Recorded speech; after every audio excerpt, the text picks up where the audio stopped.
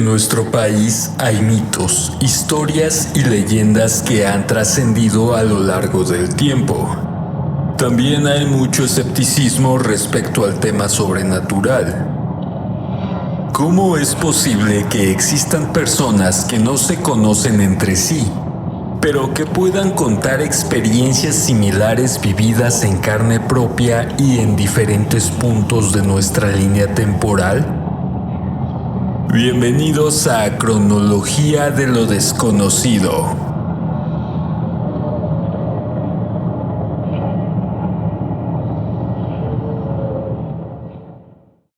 En la entrega anterior hablamos de la antigua estación de ferrocarril del milenario pueblo de San Lucas Hollox y abordamos algunos relatos ocurridos en dicha localidad.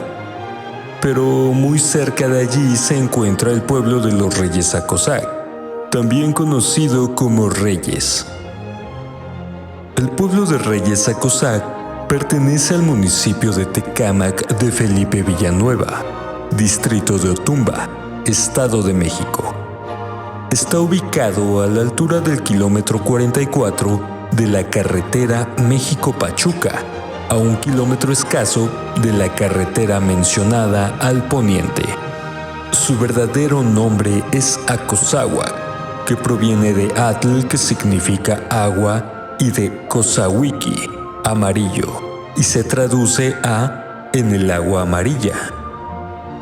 Según se desprende de antiguos documentos de fuentes autorizadas de tradición oral, los primeros pobladores del pueblo fueron los hermanos Francisco, Lorenzo y Guadalupe Meléndez. Compraron barrancas, abrojales, huizachales y más allá, la llanura inmensa. Todo era propiedad del pueblo de San Lucas Hollox, y lo que fue vendido a los mencionados hermanos se llamaba Reyes Hollox. En el tiempo de la fundación de los Reyes Acosac, era un islote al que solo se podía ingresar a pie, cuando las aguas bajaban bastante. Este islote estaba rodeado de grandes ciénegas en las que abundaban ricos pastizales. Como surgieron ciertas dificultades entre los habitantes de San Lucas Hollox y algunos de los Meléndez, que dicho sea de paso, para este tiempo ya habían crecido en número. Estas tierras fueron tituladas debidamente por acuerdo de Su Majestad el Rey Carlos III, actuando como juez privativo don Francisco Valenzuela y Venegas. Esto ocurrió en el año de 1712 durante el virreinato de Fernando Alencaste Noroña y Silva, según lo hace notar un documento de 1782 en el virreinato de Martín de Mayorga, con firmas y sello que lo acreditan como auténtico, en el archivo de la parroquia de los Santos Reyes.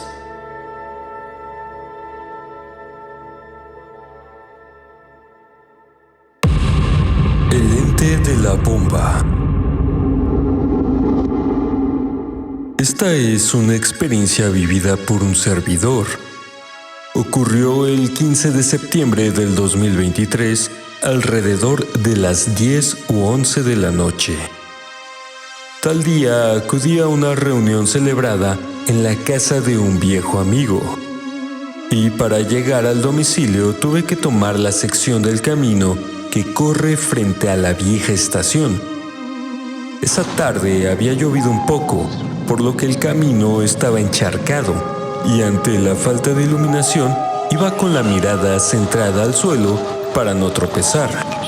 De repente, por alguna razón, pasando la zona de la antigua bomba de agua aledaña a las instalaciones de la estación, tuve la necesidad de levantar la vista para mirar alrededor, y fue justo allí, en medio de la maleza y las dos rutas de vías.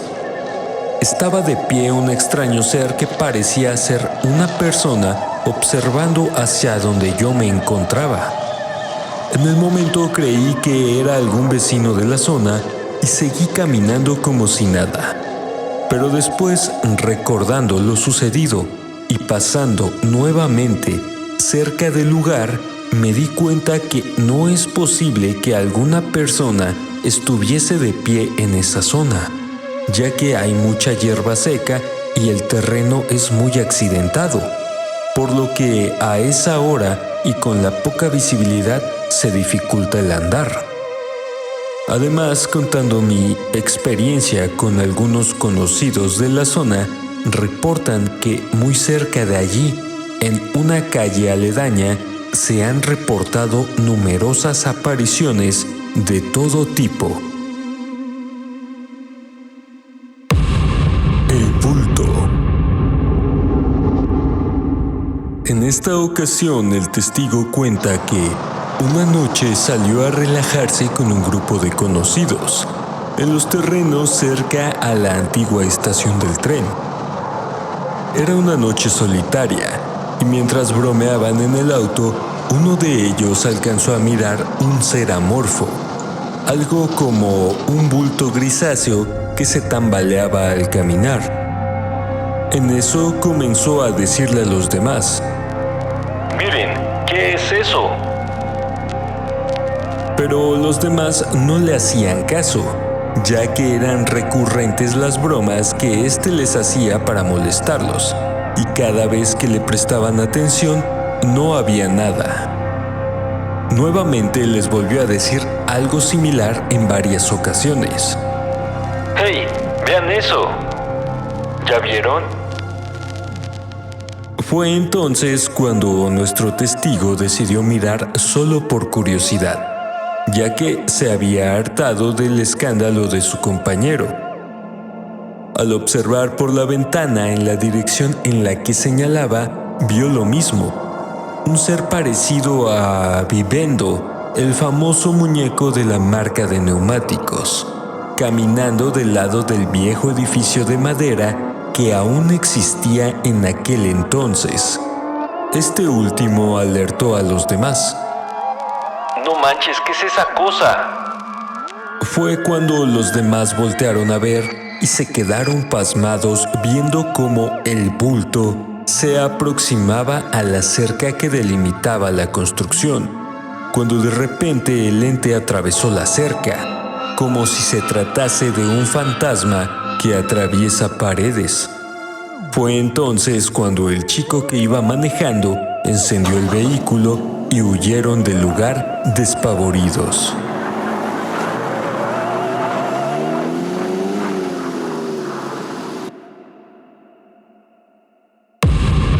Duendes en las vías.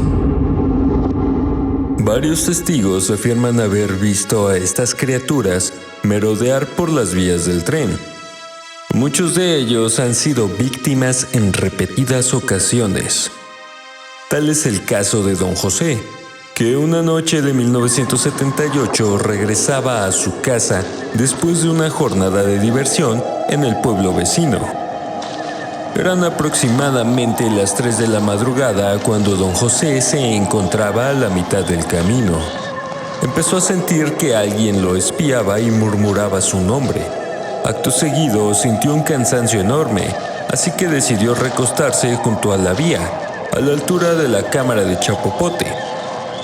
Pasó muy poco tiempo para que se quedara dormido, cuando de pronto despertó confundido al presenciar que un par de hombrecillos sin vestimenta, de aspecto verde grisáceo, lo golpeaban y rasgaban su ropa.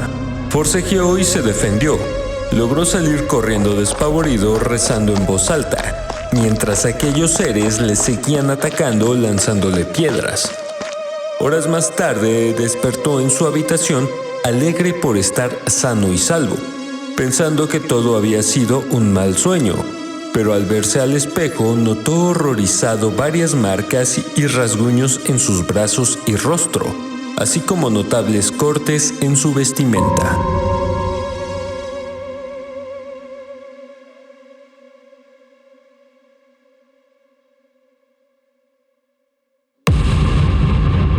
Trampas para brujas. Fue a mediados de la década de 1990, cuando el testigo en cuestión llegó a vivir en los alrededores de la ubicación señalada al inicio de este compilado. En uno de esos días salió a dar una vuelta a la cuadra, y mientras caminaba a la orilla de las vías del tren, pudo mirar en la copa de un pirul un costal extendido y amarrado por las puntas. Entonces le preguntó a un lugareño que se encontraba en su camino: Oiga, ¿para qué es el costal que está allí arriba? Es una trampa para brujas, contestó el lugareño. ¿Brujas? ¿Aquí existen las brujas? El lugareño asintió y procedió a contar de algunas apariciones, avistamientos, desapariciones de animales de crianza y también casos en los que las supuestas brujas intentaban raptar menores. Era muy frecuente encontrarlas en la copa de algunos árboles, como bolas incandescentes que aparecían y desaparecían a su antojo, acechando a los pobladores y sus animales. El lugareño cuenta que una vez logró capturar una. Esta, a cambio de su libertad, le ofreció lo que él más deseara. Así, procedió a liberarla y acto seguido, la recompensa apareció. Había pedido unos doblones de oro.